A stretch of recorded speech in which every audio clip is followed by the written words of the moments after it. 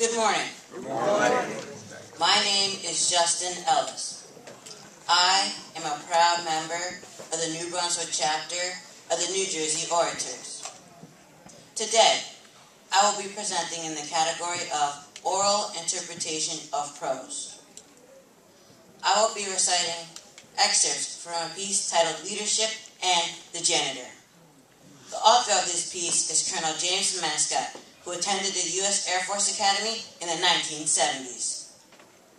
This piece tells of a quiet janitor who no one paid any attention to because they didn't think that he was important until they found out an incredible story about his past. I chose this piece because it shows that everyone should be treated with respect no matter what they look like. I shall now present the excerpts from Leadership and the Janitor.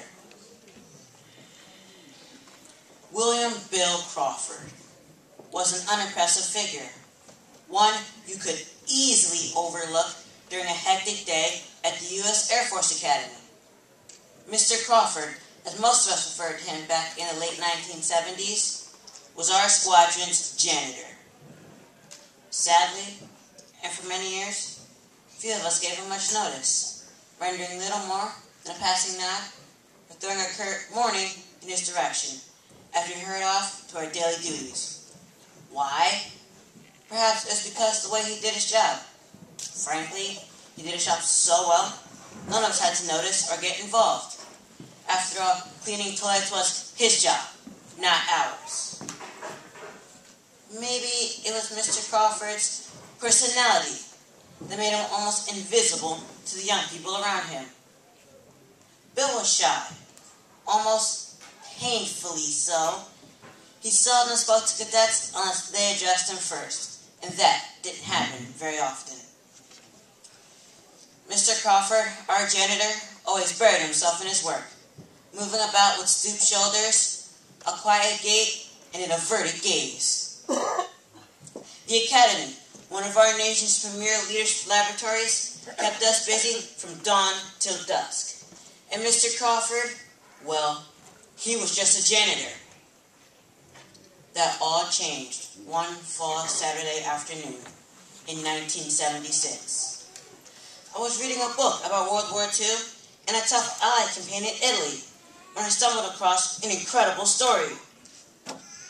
On September 13th, 1943, a private William Crawford from Colorado, assigned to the 36th Infantry Division, had been involved in some bloody fighting on Hill 424 near Altavilla, Italy. The words on the page leapt out at me. In the face of intense and overwhelming hostile fire, with no regard for personal safety, on his own initiative, Private Crawford single-handedly attacked fortified enemy positions. It continued. From conspicuous gallantry and intrepidity, with risk of life above and beyond the call of duty, the President of the United States, holy cow, I said to my roommate, you're not going to believe this, but I think our janitor is a Medal of Honor recipient. We all knew Mr. Crawford was a World War II Army vet, but that didn't keep my friend from looking at me as if I was some sort of alien being. Nonetheless, we couldn't wait to ask Bill about the story. We met Mr. Crawford bright and early Monday morning and showed him the page in question, with anticipation and doubt on our faces. After a few silent moments, he quietly uttered something like, "Yep, that's me." Nods again. My roommate and I looked at one another, then back at the book, quickly back at our janitor. Almost at once, we both stuttered. "Why didn't you ever tell us about it?" He still replied after some thought, "That was one day in my life, and it happened a long time ago." I guess we were all at a loss for words after that. After that brief exchange, things were never getting the same around our squadron. Words spread like wildfire among cadets that we had a hero in our midst. Mr. Crawford, our janitor, had been bestowed the medal. Cadets who once passed Bill by with hardly a glance now greeted him with a smile and a respectful, "Good morning, Mr. Crawford." After that fall day in 1976, he seemed to move with more purpose. His shoulders were not stooped.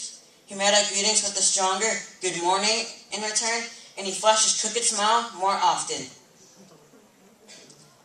As often happens in life, events sweep us away from those in our past. The last time I saw Bill was on graduation day in 1977. A wise person once said, "It's not life that's important, but those that you meet along the way that make the difference." Bill was the one who made a difference for me. He taught me many valuable, unforgettable leadership lessons, and I think of him often. Thank you.